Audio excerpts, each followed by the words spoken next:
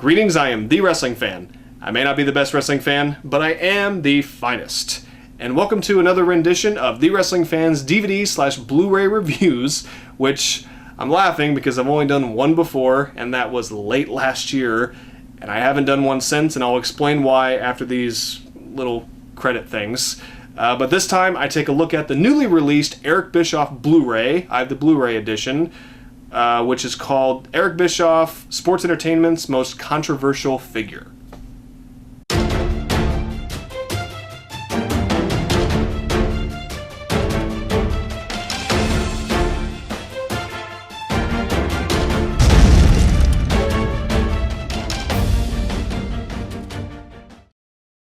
See? There it is. I have it. I spent money on it.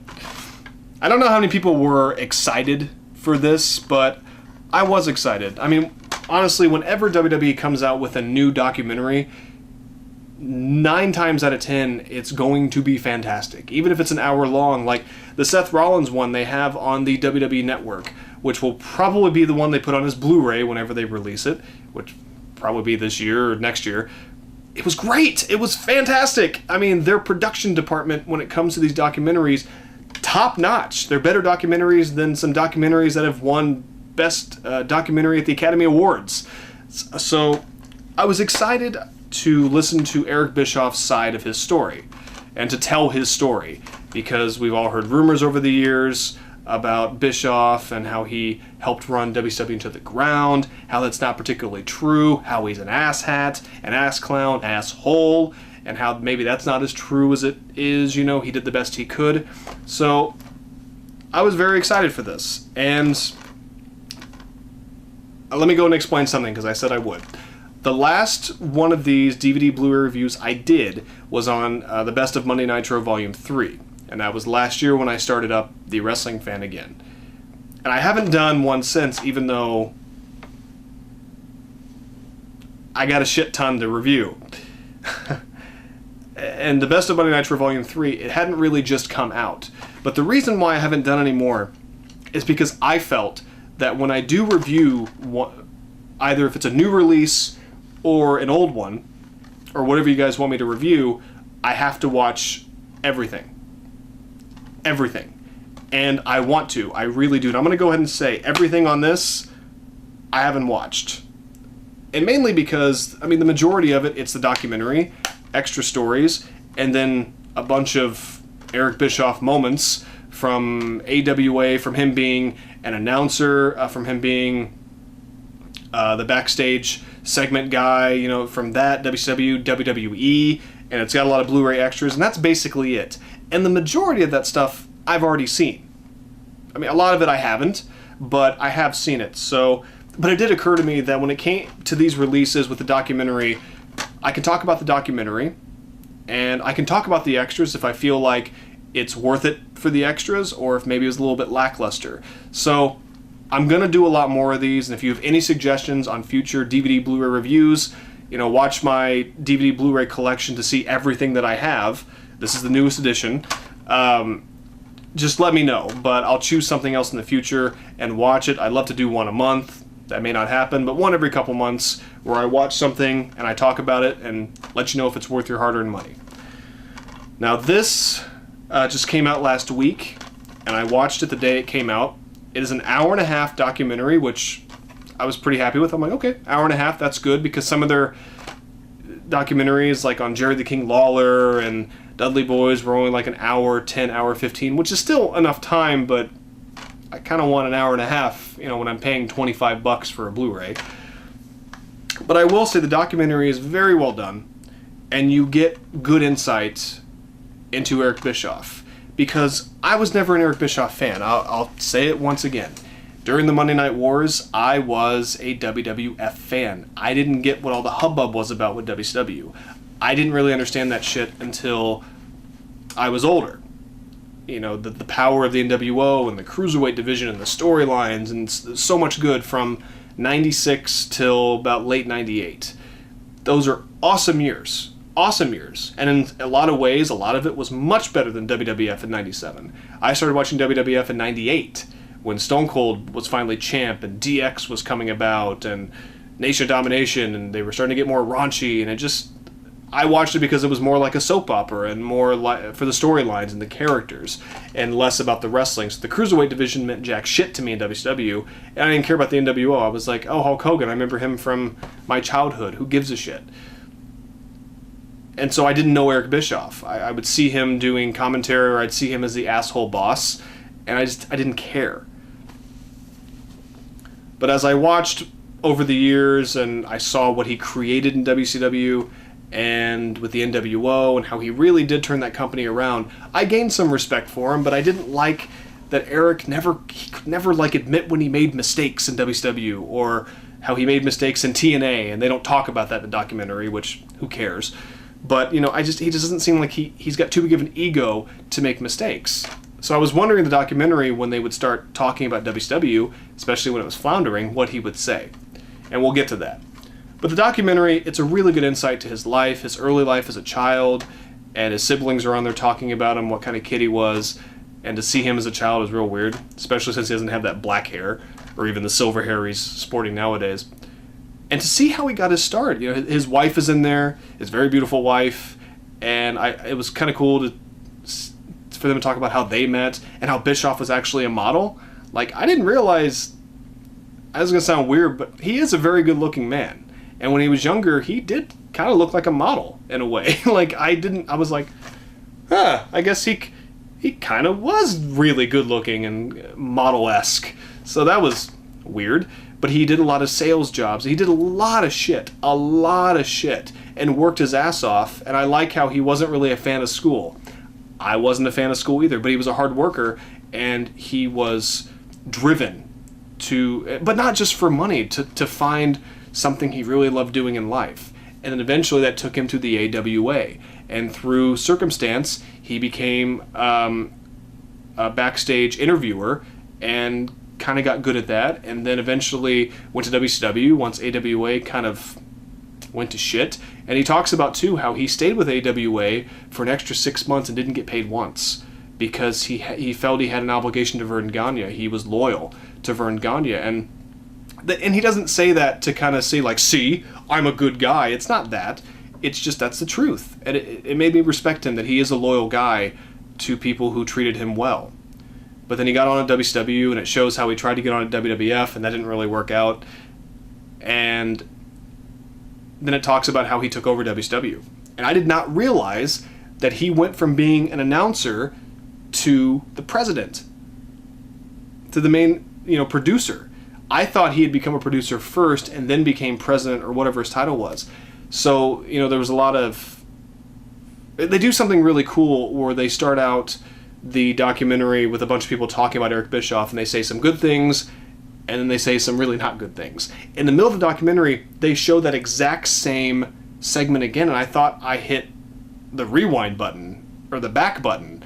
And if you watch it, you didn't. And it makes sense when it gets to the end of it, because Eric Bischoff kind of talks about some of that stuff, because he is very controversial, and him taking over WCW at the time was extremely controversial.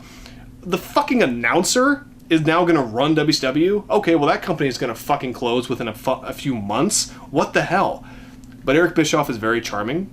He's very intelligent. He's also very sly. And I don't mean that in a bad way. And as we all know, if it wasn't for Eric Bischoff, WCW would have closed. It wouldn't have turned around. When he took it over in '95, he cut the deficit, not just in half, but to where it was almost gone, and really turned it around. He brought in the right guys and the right people, and of course, finally, the NWO, which made it take off. And, and some of the storylines in the Cruiserweight division, and for 2 years, that was the hottest thing in the world. Not just in wrestling, but like in the world. And it took WWF 2 years to finally catch up. And no matter what, Eric Bischoff is the only guy who beat Vince McMahon for 2 years, who beat the WWF, and that will probably never happen again. So tip of the hat, because he did that. And, he was close to maybe putting WWF out of business. And, it shows the glory years, and he admits to mistakes. How he may have gotten a little bit too full of himself, how he didn't take certain things very seriously. He does admit to mistakes. He does it in an Eric Bischoff way, but he finally admits to making some mistakes and doesn't just, tiptoe around it. But when he talks about these mistakes, he mentions a lot of things that a lot of fans don't know or just don't talk about to make him the bad guy. And I believe him. I don't think he's full of shit because other people corroborated on the documentary. I think Eric Bischoff is a very good guy and his intentions were good for the company and for the wrestlers. It just kind of went to shit.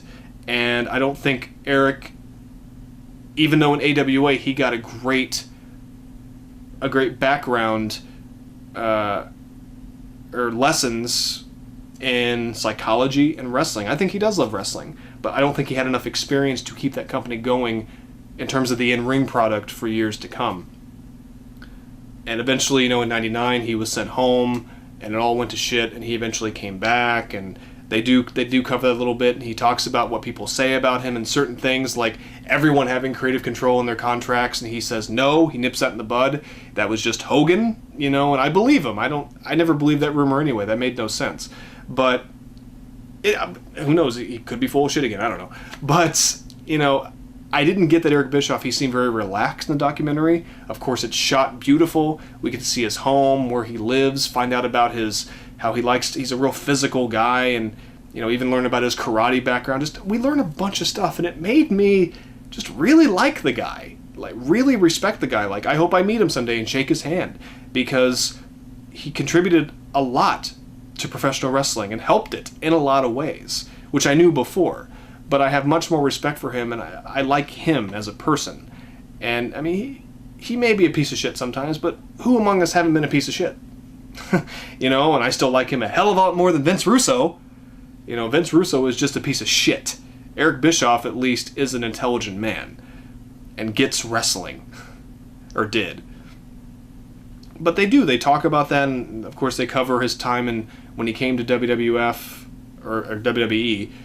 And they don't really cover that as well as I feel they should have, but it was a little short. But for what it was fine. It covered it very well, and I like how he enjoys his exit from WWE when he was thrown out, the trial of Eric Bischoff, and that's on the Blu-ray and I think and the DVD as well. But he goes, I didn't want John Cena to throw me into the trash compactor. It had to be Vince McMahon. He's smart. He gets it. And he has a lot of respect for Vince McMahon and for the WWE and for wrestling. And it taught me a lot about him, and it wasn't a smear campaign or anything like the first Ultimate Warrior documentary. Of course, he wasn't a part of that. But it was a really good way to see inside the mind of Eric Bischoff. And it was well worth the purchase. It's a documentary I will definitely watch again. I didn't enjoy it as much as like the Paul Heyman one or a lot of the other ones because I don't care as much. But you know what? This is well worth the money. And the extras, I think, are good extras. If you're an Eric Bischoff fan, you will very much enjoy this. If you are curious, you may wait until the documentary is on the WWE Network, or wait to get this when it's cheaper. But like the extras, and I'll go ahead and read about this now, it's got a lot of extra stories and like 35 minutes worth of extra stories, and they're well worth watching. They even put on here when he did the JBL show on the WWE Network, parts 1 and 2. And those were really good too, and I like that they included those on this. And also Eric Bischoff's top 10 most controversial moments. Something else from the network. It made sense to put it on the Blu-ray. And then disc 2, at least for the Blu-ray, just a lot of... They don't really have many of his matches, or really any of his matches. I wish they would have had his matches with Ric Flair. I wish they would have had his match with Stone Cold from WWE. I don't know why that wasn't included. You would think it would be, but... a lot of really good segments, a lot of good times, him interviewing people. I thought he was really good on the stick in WCW. He was even better in WWE, I thought, because I thought the character was better in WWE, but I always found him very enjoyable on the microphone. So it's a lot, and that's mainly what it is, just a lot of really good stuff. The trial of Eric Bischoff, the Blu-ray extras, if you look at that, the Blu-ray extras, that whole list, it's a lot. It's a lot extra. And I haven't watched all of them, but it's good stuff. And I look forward to watching all of it because I do find Eric Bischoff very entertaining. And it's a lot from WCW, but also a lot from WWE during his general manager days. So, honestly, if I didn't have the money, I probably wouldn't have bought it. I would have waited till it got cheaper in the future. And I don't see this being a huge seller, but at the same time, I could also see it being a huge seller, because it's good to hear his side of the story and to get a proper documentary on, you know, sports entertainment's most controversial figure, which really isn't untrue, to be honest. So, Eric Bischoff, sports entertainment's most controversial figure. I haven't watched all the extras, but I know they're going to be entertaining. The documentary was very well done, very good. It answered some questions I wanted it to, and it like I said, it just made me like the guy even more, which to me shows how good of a documentary it was. So I give it Eric Bischoff, sports entertainment's most controversial figure, the Blu-ray, a 4 out of 5. That's what I'll give it. It made me like the guy a lot more, and I didn't regret purchasing it, and I look forward to watching all the stuff on disc 2, just to get more of an appreciation for how good he is as a character, you know, and as a person on the mic.